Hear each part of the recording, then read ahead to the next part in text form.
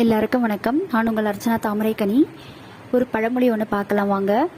6லும் சாவு 100லும் சாவு. இதை நீங்கள் கேள்விப்பட்டிருப்பீங்க. ஆனால் இது எங்கோ எப்போ யாரால் சொல்லப்பட்டதுன்னு தெரியுமா? வாங்க பார்க்கலாம். மகாபாரத போர் நடக்க போகிற டைமில் குந்தி தேவிக்கு தன் மகன் தான் கர்ணன் தெரிய வருது. அப்போ தெரிஞ்சதும் மகன் கர்ணன் கிட்ட போயிட்டு, இந்த மாதிரி உன்னுடைய தமையன்கள் தானே அவங்க பாண்டவர்கள், அவங்க சைடு நின்று நீங்கள் போர் புரி, துரியோதனன் பக்கம் போக வேண்டாம் அப்படின்னு சொல்கிறாங்க. அதுக்கு துரியோதனனுடைய ஃப்ரெண்டான கர்ணன் என்ன சொல்கிறாருன்னா, நான் வஞ்சிக்க போட்ட போதெல்லாம் எனக்கு உதவியவன் என் நண்பன் துரியோதனன், அவனுக்காக நான் போர் புரிவேன். இப்போ நான் நல்லா இருக்கிற டைமில் நான் உங்கள் பாண்டவர்கள் பக்கம் வந்தேன்னா அது எனக்கு காலத்தால் பெரிய பெரிய அழிக்கப்படாத ஒரு இழுக்கு. அதனால் நான் கண்டிப்பாக வரமாட்டேன். நான் வாக்குறுதி கொடுத்துட்டேன், என் நண்பனுக்காக தான் நான் போரிடுவேன் அப்படின்னு சொல்கிறாரு.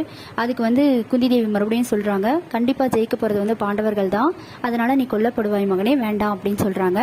அதுக்கு தான் கர்ணன் சொல்கிறாரு, பரவாயில்லையம்மா, 6லும் சாவு 100லும் சாவு, அதனால எப்போ சாவு வந்தா என்ன, நான் ஒருவேளை பாண்டவர்கள் பக்கம் ஜெயிச்சாலும் கூட என்னைக்காவது ஒரு நாள் நான் சாகதானே போறேன்.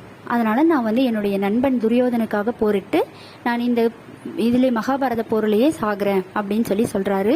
அதுக்காக வந்த பழமொழி தான் 6லும் சாவு 100லும் சாவு. நன்றி.